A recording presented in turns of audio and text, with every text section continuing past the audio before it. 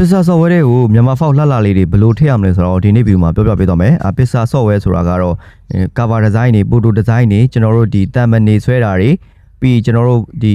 ့ဒီ post design တွေပေါ့နော်အဲ့ဒါစလုံး file design တွေကိုလည်းဒီ Pizza ထဲမှာဆွဲလို့ရတယ်ဆိုတော့Pizza သုံးခုလေးတွေလည်းသိပါပါ။အဲ့တော့ Pizza လေးကိုမြန်မာ file လှလှလေးဘယ်လိုထည့်ရမလဲဆိုတော့ပြောပြပေးပါမယ်။တစ်ချက်လိုက်ကြည့်ပေးပါ။ပထမဆုံးအနေနဲ့ကိုယ့်ဖုန်းထဲမှာ Pizza နဲ့ Z file ဆိုတာလေးနှစ်ခုလိုပါတယ်။အဲ့ဒါလေးကို Play Store မှာအရင်ဆုံးတွားတောင်းပါမယ်။ Pizza ကလည်း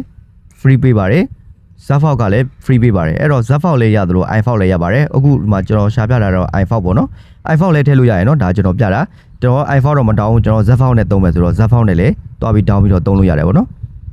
Okay အဲ့တော့ကျွန်တော်ဒီ Z file ဆိုရိုက်ထည့်ပြီးတော့ရင်ကိုယ့်ရဲ့ဖုန်းထဲမှာ install တင်လိုက်ပေါ့နော်ပြီးတော့လို့ရှိရင်ကျွန်တော်တို့မှာ Pizza ဆိုတဲ့ software လေးတစ်ချက်လောက်ရှာပါနော် Pizza ဆိုတော့အခုကျွန်တော်ပြောတဲ့အတိုင်းပဲသိမှာပါ Pizza ဆိုတာကတော့ photo တွေ cover design တွေကျွန်တော် video thumbnail တွေဆွဲတဲ့ခါကျရင်အရန်လိုအပ်ပါတယ်design နဲ့ပတ်သက်ပြီးတော့လုပ်တဲ့သူတွေဒီ Pizza ဆိုတဲ့ software လေးသုံးမှုရထင်ပါတယ် Canva လည်းရှိတယ်ပေါ့နော် Canva ထဲမှာလည်းဗမာ file လှလေးဒီတိုင်းပဲထည့်လို့ရတယ်ပေါ့နော် Okay အဲ့တော့နှစ်ခုလုံးဖုန်းထဲရောက်သွားပြီဆိုရင်လည်းကျွန်တော် Z file လေးကိုအရင်ဖွင့်လိုက်ပါဖွင့်ပြီးတော့ကျွန်တော်တို့ဒီမှာ category ရှိပါတယ် home page မှာ category ရှိရနော်အခုကျွန်တော်ပြထားတဲ့နေရာလေး category ပေါ့နော်တော့ကဏ္ဍအလိုက်ခွဲထားတာပေါ့နော်အဲ့ဒါသူ file ကိုဒီအင်္ဂလိပ် file တွေပါတယ်ညာရင်အကုန်ခွဲထားတယ်ပေါ့နော်အဲ့မှာ category တစ်ချက်နေမယ်ပြီးရင်ကျွန်တော်ဗမာ file လေးကိုတစ်ချက်ရွေးမယ်ပေါ့နော်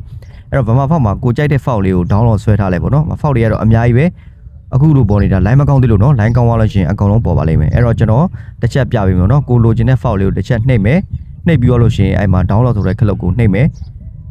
တခုရှိတာကအဲ့မှာ apply ဆိုတဲ့ဒီ download နေရာမှာ0နေရာမှာ100ပြည့်သွားလို့ရှိရင် apply ပေါ်လိမ့်မယ်apply ပေါ်လာလို့ရှိရင်ဝိုင်းကျွန်တော်တို့ရပါပြီ backend နဲ့ပြန်ထွက်ပြီးတော့မှကျွန်တော် iFile ကိုတွားပြီးတော့မှထုတ်လို့ရပြီသုံးလို့ရပြီပေါ့နော်ကိုလိုချင်တဲ့ file လေးကိုအမှတကူကြီး download ဆွဲမယ် apply ပေါ်သွားတဲ့ဒီ download ဆွဲပါ apply ပေါ်သွားရင်တော့ရပြီပေါ့နော်တခုရှိတာဒီမှာမြန်မာ file တွေကအများကြီးပဲရှိပါတယ်တော်တော်များပါတယ်အဲ့တော့ကိုက file အလှတွေလိုချင်တယ်ဒီ down ချင်တယ်သုံးချင်တယ်ဆိုရင်အခုဒီဗီဒီယိုလေးကတော်တော်လေးအထောက်အကူဖြစ်မယ်လို့ယုံကြည်ပါတယ်အဲ့တော့ Z file ထဲမှာအများကြီးပဲပေါ့နော် file အလှလေးတော်တော်များပါတယ်အဲ့တော့ကိုကဒီကက်တွေကဒီဗမာ file လေးသုံးချင်တယ်ကက်တွေကိုလည်းဒီ file တွေသုံးချင်တယ်ဆိုလဲဒီ file တွေကိုကက်ထဲမှာတွားသုံးလို့ရပါတယ် Okay အဲ့တော့ကျွန်တော်တစ်ချက်ချင်းထောင်းပြမယ်ပေါ့နော်ဒီဒေါင်းတာလေးကိုကျွန်တော်တစ်ချက်ကြော်သွားလိုက်မယ်အခုကိုလိုချင်တာလေးတွေကိုဒီတိုင်းပဲ apply already ထောင်းပါနော် apply နဲ့တော့တွားမနှိပ်ပါနဲ့ apply ကိုနှိပ်ရင်တော့ကျွန်တော်တို့ဖုန်းထဲက file တွေပြောင်းသွားမှာဖြစ်ပါတယ်ဒီမှာ file တွေကတော့တော်တော်လှလဲလှပါတယ်များလဲများပါတယ်เนาะအဲ့တော့ကိုကရွေးချယ်ပြီးတော့ download လုပ်ပါအကုန်လုံး download လုပ်မယ်ဆိုလဲရပါတယ် download လုပ်ပြီးတော့လည်းကိုယ့်ရဲ့ file manager မှာလည်းတွားရှာလို့ရတယ်လို့အခုကျွန်တော်ဒီဗီဒီယိုရဲ့အတိုင်းပဲ live လုပ်ပြီးတော့လည်းကျွန်တော်တို့ file တွေကိုအသုံးပြုလို့ရပါတယ်ပဲ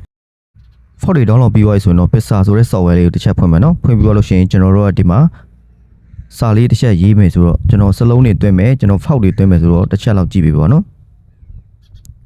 upgrade မတင်ရသေးဘူး upgrade တင်ရအောင်မယ် okay အဲ့မှာကျွန်တော်တို့အောက်ဆုံးကတွေ့တဲ့အားလေးကိုဒီဘက်ကိုနည်းနည်းဆွဲလိုက်လို့ရှိရင်ကျွန်တော်အဲ့မှာ free style ဆိုတာရှိပါလိမ့်မယ် free style လို့တစ်ချက်ရွေးမယ်နှိပ်ပြီးတော့လို့ရှိရင်ကျွန်တော်တို့ဒီမှာ background ဆိုတဲ့ဟာလေးကိုတစ်ချက်နှိပ်မယ်ပေါ့နော်တစ်ချက်နှိပ်မယ်နှိပ်ပြီးတော့လို့ရှိရင်အခုလိုကျွန်တော်တို့ဒီအနောက်ခံ background ကိုရွေးရမှာဖြစ်ပါတယ်အဲ့တော့ကျွန်တော်ကတော့အရောင်အဖြူရောင်ပဲရွေးတယ်မယ်အခုကြည့်နေတဲ့မိတ်ဆွေကတော့ကြိုက်တဲ့တရားအောင်ရွေးလိုက်ပေါ့နော်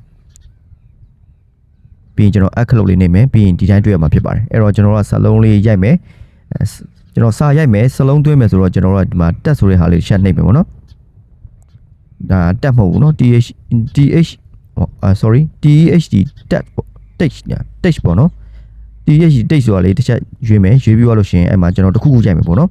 အဲ့တော့ကျွန်တော်ကတော့မြန်မာနိုင်ငံရိုက်လိုက်ပေါ့နော်မြန်မာနိုင်ငံရိုက်လိုက်မယ်အဲ့ဒါကိုကျွန်တော်တို့ file မြန်မာ file သွင်းမယ်ဆိုတော့လေဒီတိုင်းကြည့်တော့လည်းမြန်မာ file တော့မှန်တယ်ဒါပေမဲ့ကျွန်တော်ကဒါဆက်ထဲမှာကျွန်တော်တို့ဖုန်းထဲမှာပါတဲ့မြန်မာ file ပေါ့နော်ဒါကတော့ original မြန်မာ file အဲ့တော့ကျွန်တော်အဲ့ဒါလေးကိုကျွန်တော်ပွားလိုက်မယ် copy ပွားလိုက်မယ် duplicate လုပ်လိုက်မယ် duplicate လုပ်ပြီးတော့ရှင်ကျွန်တော်တို့ဒီမှာပြီးအဲ့ဒါလေးကိုကျွန်တော်မြန်မာ file လေးတစ်ချက်တွင်းမယ်ပေါ့နော်မြန်မာ file တွင်းမယ်ဆိုရင်ကျွန်တော်တို့ကအဲ့မှာ CO ဆိုတဲ့ဟာလေးကိုတစ်ချက်ရွေးမယ် file ဆိုတဲ့ဟာလေးတွေပြီး CO ဆိုတဲ့ဟာလေးတစ်ချက်လေးရွေးပြီးအဲ့ဒါတစ်ချက်နှိပ်မယ်နှိပ်ပြီးတော့ရှင်အဲ့မှာ discover ဆိုရောက်ချလိုက်မယ်ပြီးတော့ကျွန်တော်က my file ဆိုတဲ့ဒီအသေးပုံလေးနေရာကိုတစ်ချက်နှိပ်မယ်ကျွန်တော်တစ်ချက်ပြမယ်နော်ကျွန်တော်ပြထားတာ my file ဆိုတာတစ်ချက်အသေးပုံလေးရာရွေးမယ်ရွေးပြီးတော့ရှင်ကျွန်တော်တို့ဒီမှာ file တွေအပ်မယ်ဆိုတော့ f file ဆိုတဲ့ဟာလေးအပေါ်ဆုံးမှာရှိပါတယ်ဒါကတော့ကျွန်တော်ပထမဆုံးသွင်းထားတဲ့ file လေးတွေပေါ့နော်အခု ကိုက fault သိမ်းမယ်ဆိုတော့ f fault ဆိုတာတစ်ချက်နှိပ်မယ်များပြတာပဲပေါ့နော်ပြီးရင် f fault ဆိုတာနောက်တစ်ချက်ထပ်နှိပ်မယ်ပြီးတော့ကျွန်တော် file manager ရောက်တော့မှာဖြစ်ပါတယ်file manager ရောက်သွားရင်ကျွန်တော်တို့ကဒီမှာကျွန်တော် fault တွေကိုပုံမှန်သွားပြန်မှာ i fault ဆိုတဲ့ဟာလေး sub fault sub fault ဆိုတဲ့ဟာလေးကိုနှိပ်ဖို့အတွက်ဘေးကျွန်တော်ပြတဲ့ဟာလေးတစ်ချက်နှိပ်မယ်မြင်းကြောင်းသုံးကြောင်းပေါ့နော်ပြီးရင်ကျွန်တော်sub fault ဆိုတဲ့ folder လေးတစ်ချက်ရွေးပေးမယ်ပေါ့နော် sub fault ဆိုတဲ့တစ်ချက်ရွေးပေးမယ်ပြီးတော့လို့ရှိရင်အဲ့မှာကျွန်တော်မြန်မာဆိုတဲ့ folder လေးကိုတစ်ချက်နှိပ်မယ်